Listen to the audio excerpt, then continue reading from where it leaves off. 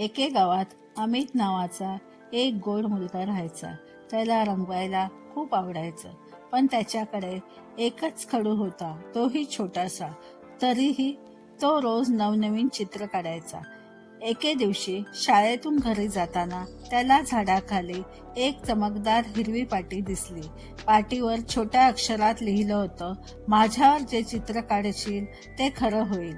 अमित आश्चर्यचकित झाला. त्याने लगेच पाटीवर एक छोटंसं चिमणीचं चित्र काढलं आणि क्षणातच चिमणी खटखट आवाज करत त्याच्या खांद्यावर येऊन बसली. ती म्हणाली, हॅलो अमित, मी तुझी मैत्रीण चिमणी. अमित खूप खुश झाला. दोघं मिळून रोज नवनवीन गोष्टी करू लागले. चिमणी त्याला आकाशातली मजा दाखवू लागली. एके दिवशी गावात पाऊस पडतच नव्हता. सगळे चिंतेत होते. शेतकऱ्यांची पिके कोमजत होती. अमितला एक कल्पना सुचली. तो घरी धावत गेला आणि जादूच्या पाटीवर मोठं ढगाचं चित्र काढलं. मग पावसाचे थेंब आणि मग इंद्रधनुष्य.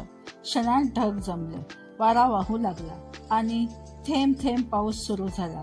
गावकरी आनंदाने नाचू लागले. सगळे म्हणाले, अमित, तुझ्या चित्रांनी गाव वाचलं.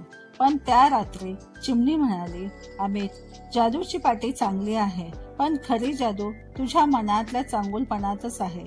अमित हसला. त्याच्या लक्षात आलं की माणसाच्या चांगल्या मनातली जादू हीच सगळ्यात मोठी जादू असते.